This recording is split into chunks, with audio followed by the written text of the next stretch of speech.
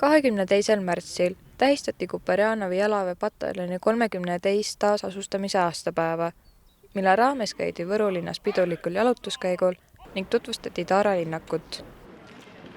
Päev algas rivistusega, kus pataljoni ülem pidas kõne ning andis üle ergutused ajateenijatele ja tegevväelastele.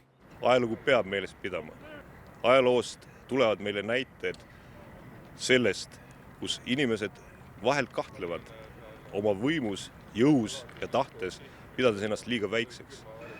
Ajalugu on meile näidanud, et 106 aastat tagasi ei kahelnud Kuperjanov selles, et ta suudab vastast alistada. Ja ei kahelnud ka 32 aastat tagasi Johannes Kert selles, et ta suudab luua üksuse.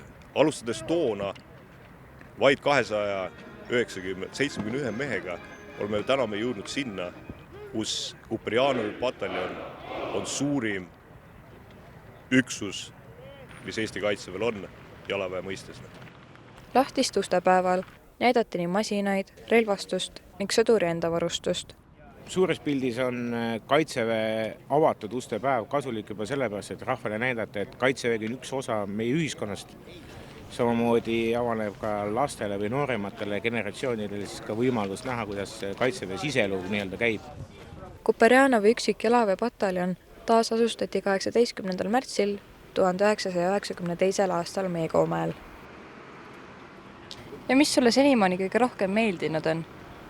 Ameerika Nodi juures oli äge. Isamaa! Isamaa!